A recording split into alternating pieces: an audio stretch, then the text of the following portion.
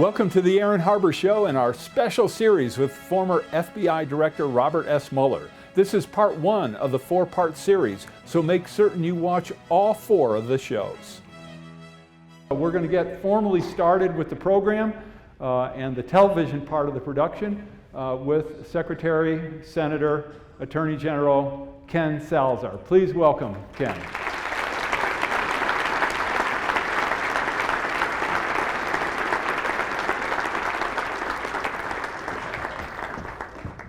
Thank you, Aaron. Hey, what do you think about that Aaron Harber guy? Yeah. So about 35 years ago, right across the street at 633 17th Street, we had a call. I was at a firm named Sherman & Howard, and there was this young man who was wanting to run for political office. But he needed to have a lawyer so that he could sue the Secretary of State because that's what he was running for. So he called up my firm and talked to one of the partners there, and he said, I need a lawyer to help me in my campaign. And so one of the senior partners at the firm said, well, I have just a guy for you. He's a young guy, just graduated from the University of Michigan Law School. His name is Ken Salazar. Come on in, I'll set up a meeting with you. So he came in and had this long conversation with this young man, and he said, I can't pay you. I can't pay you. I said, that's okay, I'll do pro bono. So next thing I knew, I was in Denver District Court filing a complaint against the Secretary of State for Aaron Harber. He was running for Secretary of State. He felt that the voting records and the other records of the Secretary of State were a mess, and so he wanted to straighten it up. And so that was, in so many ways, my inauguration to the political world, because I had not been involved in politics at all. And so some 35 years later, Aaron, now we're here across the street. I've been on his show a number of different times. In fact, when I was running for the US Senate, we had a debate on his show. When I was running for Attorney General, we had debates on his show. And here he is now at the Aaron Harber Show.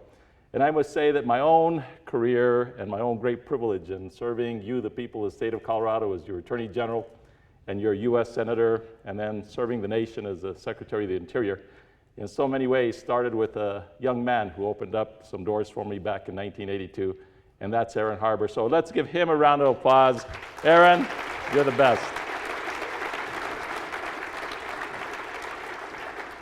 Now I'm going to say a quick few words about the former director of the FBI in just a minute. But I thought I would take the opportunity in the few minutes that I have up here before we get into the formal program to celebrate all of you. Because as I was looking around and sensing who the people are here, you really are the best of the best. You are the young people from Southern Colorado. Let's hear from Pueblo in Southern Colorado. Sometimes Pueblo gets forgotten. You're also from the north, and you're from Strasburg, and you're from the Denver metropolitan area, and seeing young people being involved and being educated about what's happened in the past, and having a conversation with law enforcement and firefighters and others who are here today is something which is a very important thing to do, because our democracy and our country and our world will only exist so long as people are civically engaged, and that's what you're doing here tonight. During my time as Attorney General, I also had the great honor of serving with the 14,000 peace officers of the state of Colorado. At the time, I was the chairman of the Peace Officer Standards and Training Board. And as Attorney General, we also handled thousands of matters in the Colorado Court of Appeals and also in the Supreme Court, and we were in charge of the Colorado Grand Jury. And so for all the men and women, we'll hear something about 9/11 today as Bob talks about his own experience. But for all the men and women who are in law enforcement or in firefighting or working for our community as public servants, please stand up and let's give you a round of applause. Let's stand up. I know you guys are out there.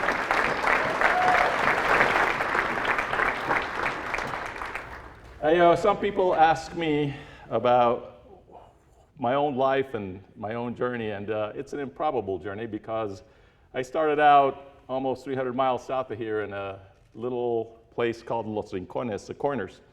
Didn't have electricity, it didn't have telephone. It was a place where my family had lived for about 150 years. I was fifth generation as I was growing up in that place. And I had a father and I had a mother who really believed in education and really believed in the United States of America. And so all 8 of their children had the great fortune of becoming first-generation college graduates.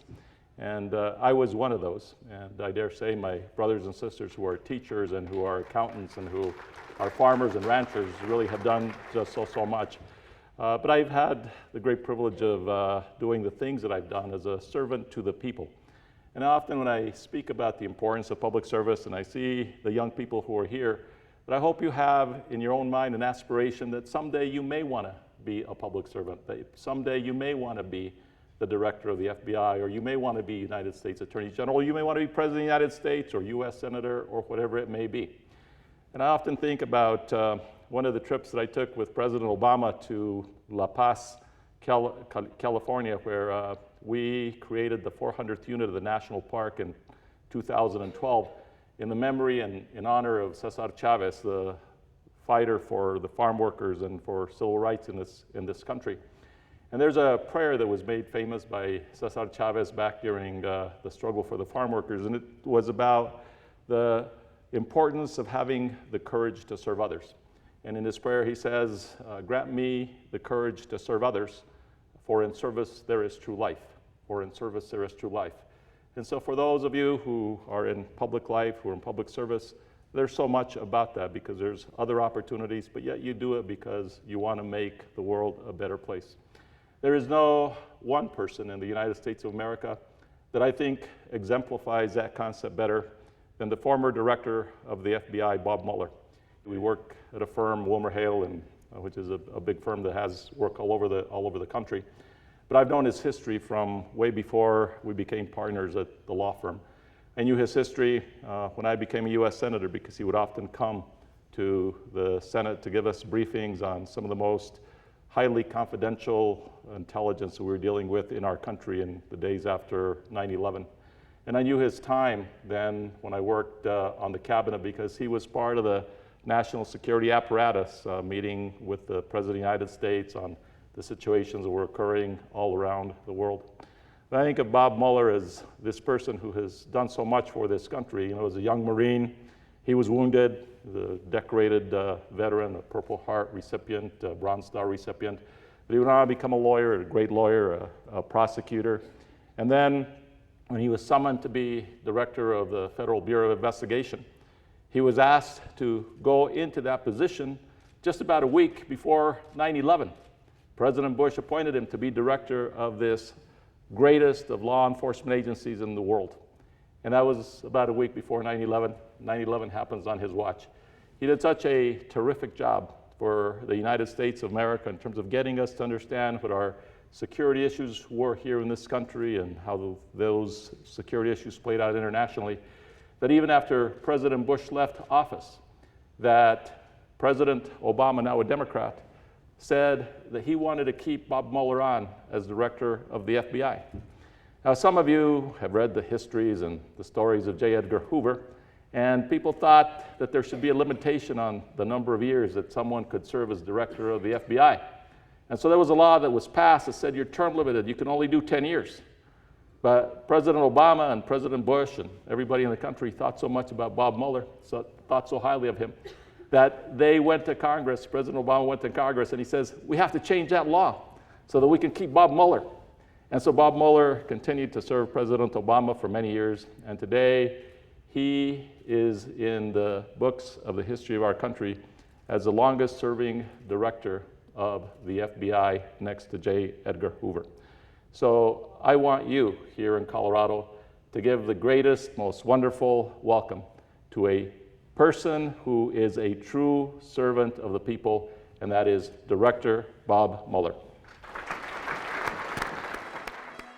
There's more of the Aaron Harber Show after this. The voice comes on again and says, hijacked plane inbound Washington, D.C., 50 miles out. And of course, that plane never made it to Washington because it was taken down by the passengers and was driven into the fields of Pennsylvania. Flight 93.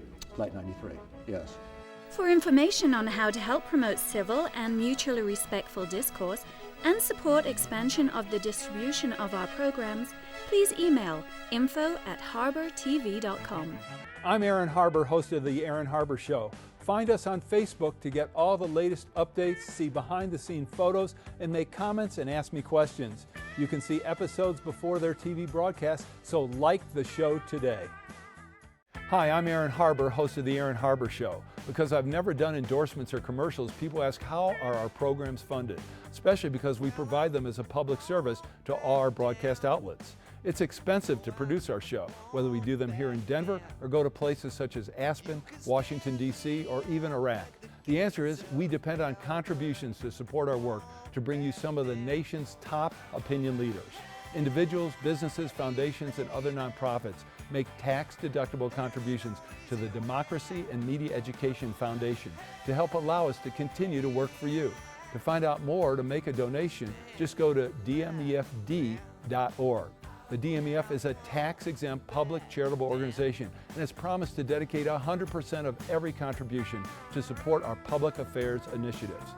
If you believe as I do in the need for a forum which promotes civil discourse and mutually respectful discussion, I hope you'll decide to make a contribution today. The Aaron Harber Show may be viewed 24/7 at no charge from any location in the world at www.harbortv.com.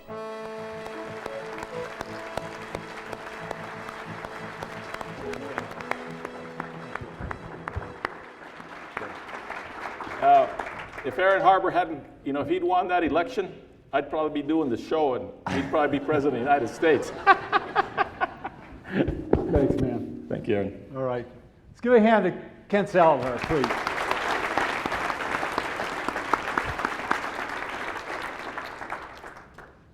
Mr.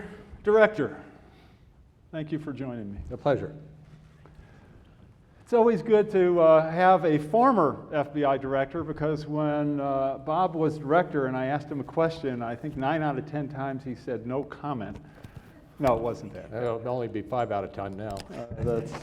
So, we talked a little bit about 9/11, and there are actually people here, a few, who were either not born yet in 2001 or were just born that year. And so obviously the memory of that for many Americans is faint or non-existent. Let's talk about where you were on 9/11 and what happened. Well, as Ken pointed out, I was sworn in a week before September 11th and was just getting my feet on the ground, so to speak, learning the organization when 9/11 came around. And on that day I was just in a conference room outside my office getting briefed on another terrorism case. And an agent comes in and says, "Director, there's a plane that struck a tower in New York." And you look outside and you ask, "Well, what's the weather like up there?" It was beautiful in Washington. I said, "Beautiful." And by the time you've had that discussion, another agent comes in and says, "Well, Director, another plane has struck a tower in New York." And by that time we understood that this is something unique, quite possibly some form of terrorist attack. And very shortly afterwards, the plane went into the Pentagon, right across the Potomac, and we from our offices could see the smoke coming up from the Pentagon. We knew by that time it was a series of terrorist attacks. I think we probably suspected bin Laden and Al-Qaeda because of their capabilities at that point in time. And we went down to a room on the 5th floor, our situation room we call it, where we go whenever we have a crisis along those lines, any terrorist attack. And we're in a room with a feed from the FAA, Federal Aviation Administration. And we're down there for 5 or 10 minutes and a voice comes over the loudspeaker and says, "Hijacked plane, inbound Washington, D.C., 80 miles out." And what I remember most vividly is sitting there and going through your mind is, there's a hijacked plane out there, and the target is someplace in D.C. Is it the Capitol? Is it going to be the White House? Is it going to be the FBI building? And 5 minutes after that, a voice comes on again and says, "Hijacked plane, inbound Washington, D.C., 50 miles out." And of course, that plane never made it to Washington because it was taken down by the passengers and was driven into the fields of Pennsylvania. Flight 93. Flight 93, yes. But what sticks with me is the surreal being there, knowing that a series of attacks had occurred, and there's one more that is going to hit. So what steps did you take at that point? What happened? And from the inside, I'd like to know what happened. Well, first of all, I was brand new. So one of the things I knew and understood is I had to get out of the way and let the FBI do what the FBI does best. They didn't need me meddling after a week on the job. One anecdote, I called into the FBI headquarters maybe a day or two after September 11th at night. And I call in, get the FBI operator, and she says, FBI. I say, this is Bob Mueller. She says, who? I said, the new director. She says, oh, okay. And I went on to say, well, I want to know who is in charge. And I think I said, Situation Room. And she pauses for a second. She says, well, you want to know who's in charge? I said, yes. She says, well, you're in charge, Director. And, you know, I saw the daylight. I had some responsibility. I'll tell you the most meaningful juncture after that for the Bureau and me personally was the first briefing I did to President Bush in the Oval Office a day or so after September 11th. I had been in the Oval Office once before. I'd been interviewed for the job of FBI director, and I'd been in there the previous July with George Bush and his chief of staff and the like being interviewed. And as an aside, in the course of the interview, my cell phone went off. And so and I'm sitting there in the Oval Office with the president and the chief of staff, and my cell phone is going off wildly. You can imagine how I felt. I think I half got to my feet and said, oh my God, I am dead. But the president said, that's okay, sit down, we'll get through it. And it comes to find out that it was my wife calling me to ask how the interview had gone. So I'm in there for the first briefing of the president. And you've got to understand that I had spent almost all my career as a prosecutor, investigating cases, pulling together evidence, and putting that evidence in a courtroom in the hopes of prosecuting successfully somebody had committed bad acts. I start my briefing, and it's President, Vice President Cheney, George Tenet, head of CIA, and a couple of, well, actually 4 or 5 others. And I start by saying, well, Mr. President, we've got command posts set up in where the planes went in. We have started to identify the persons responsible by their seat numbers. And I get about 2-3 minutes into it, and President Bush holds up his hand and says, Bob, hold on a second. He says, what you're telling me you're doing to identify the persons responsible is what I expect the FBI to do. You've been doing it for 100 years. But my question to you today is, what is the FBI doing to prevent the next terrorist attack? What is the FBI doing to prevent the next terrorist attack? And I felt like a high school student who had gotten the wrong assignment, because I had not thought of that. That's not the way I thought. The way I'd been trained and brought up was you get evidence, you put it in a courtroom, and somebody goes to jail. And I can assure you that that was the last time I failed on that question. And I ended up briefing President Bush every day, excepting weekends his first term, at least once a week his second term, at least once a week with President Obama his first term, and at least every other week in his second term. And I can tell you that their focus in each of those briefings was on that question and how we were answering that question. What are we doing to prevent the next terrorist attack? Out of that came 3 big basic changes to the Bureau. One was prioritization. We had to understand that counterterrorism was going to be number 1. Counterintelligence, protecting our secrets from the Chinese, was number 2. And cyber was number 3. On the criminal side, it was public corruption and civil rights, because if we did not do those investigations in cases, they don't get done. Transnational, international organized crime, white-collar crime, and violent crime. And everyone in the Bureau was told that these will be our priorities and they will be addressed in order. We had to drop some areas where we were doing a lot of work. We moved 2,000 agents from the criminal programs, 1,500 from the drug programs over to counterterrorism, and 500 from smaller white-collar criminal cases over to counterterrorism. Second area is building up an intelligence capacity, understanding that we had to gather facts, pieces of information, not just those facts that would be admissible in a courtroom. We went from 1,000 analysts to 3,000 analysts to accomplish that. And lastly is partnerships. We, before September 11th, both by statute and otherwise, did not get along with the CIA, and the CIA did not necessarily get along with us. But we fully understood in the wake of September 11th, you had to break down those walls. Congress did, and the Patriot Act broke down the statutory walls between us. And then we worked very closely together, both personally and organizationally, George Tenet and myself, to break down the other cultural walls that had grown up between the institutions. And those statutory walls were really, I mean, the FBI's purview was really limited to domestic activities. You were not active outside of the country, and the CIA had the opposite. They were international and not allowed to conduct activities in the country. So, I mean, that change where, and the programs you've done with me before, you know, you've discussed that change, that was a sea change. And I'm really interested in what kind of progress actually occurred during your tenure and how effective was it? Well, I walk into an institution, and I had not been in the institution myself. I had not been an agent. And so you go in an institution where the mandate is such that you have to change what you do. You have to change the thinking of a certain segment of the population in the organization. You know you'll never get a portion of it, and we have a long history of pride in what we do. There were a number of things we did at the outset. When the criminal programs had been dominant, the leadership from the Bureau came from the criminal programs. When terrorism starts to dominate, the leadership from the organization comes from those who have come up through the ranks of national security.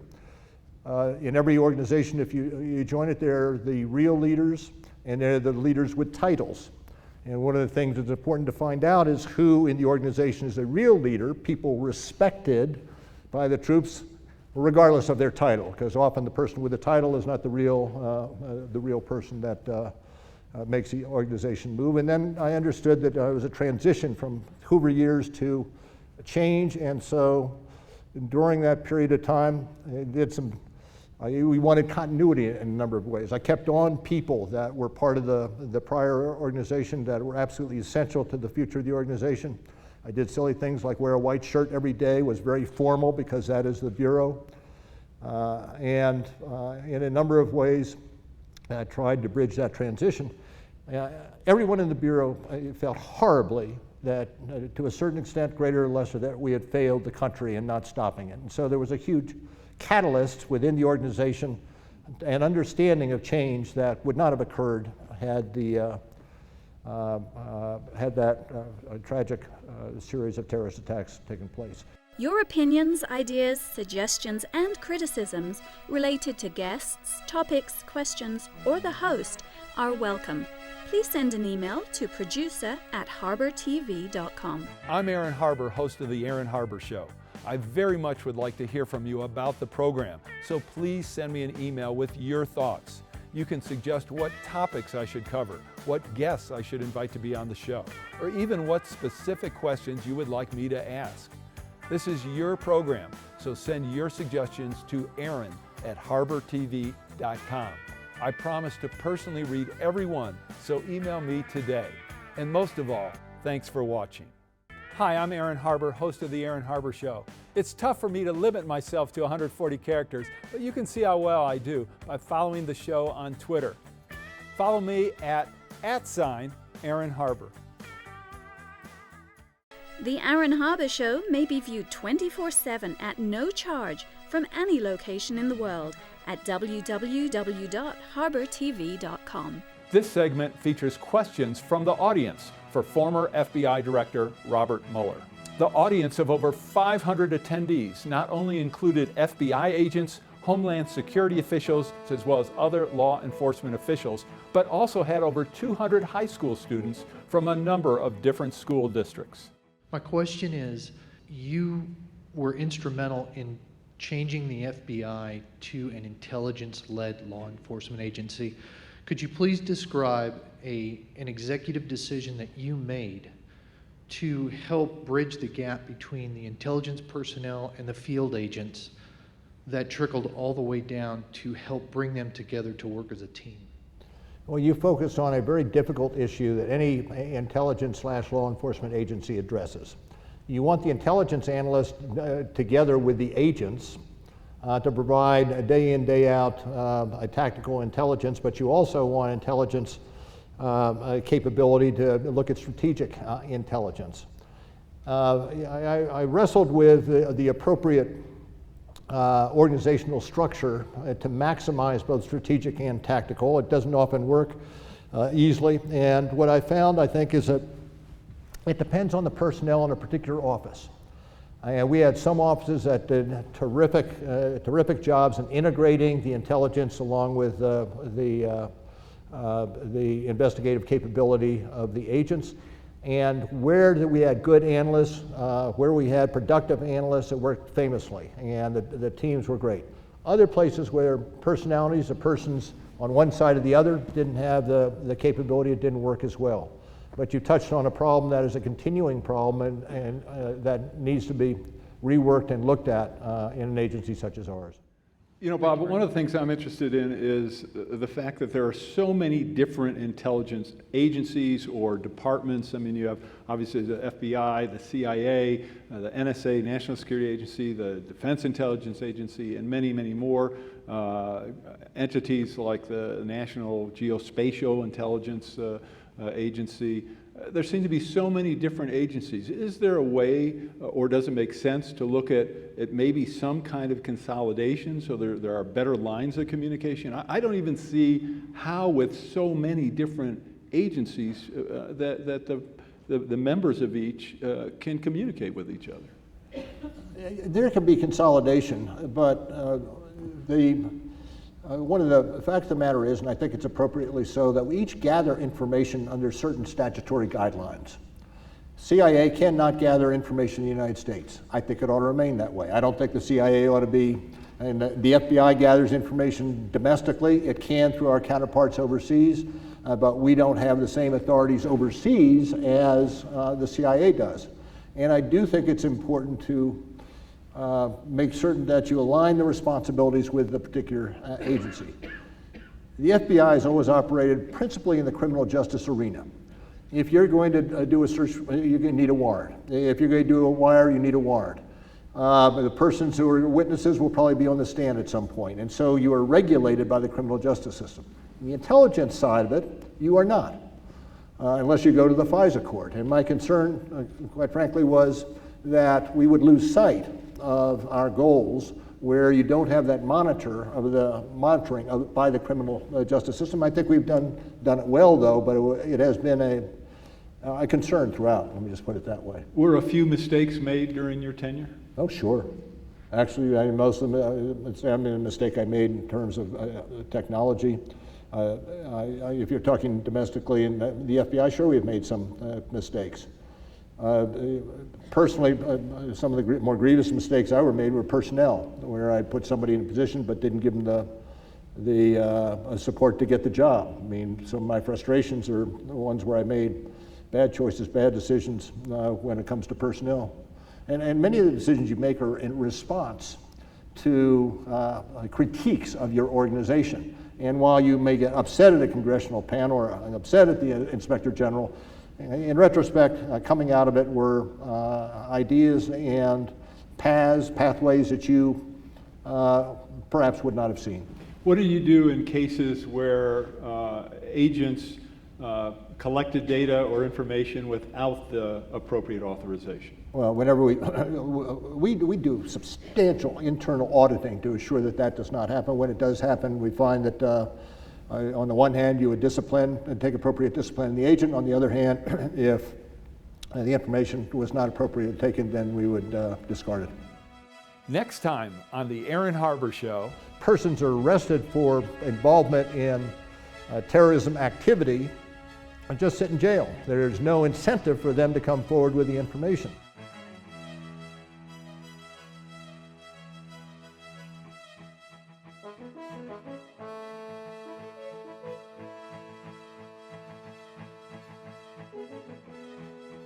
Please contact us. We want to hear from you. And thanks for watching.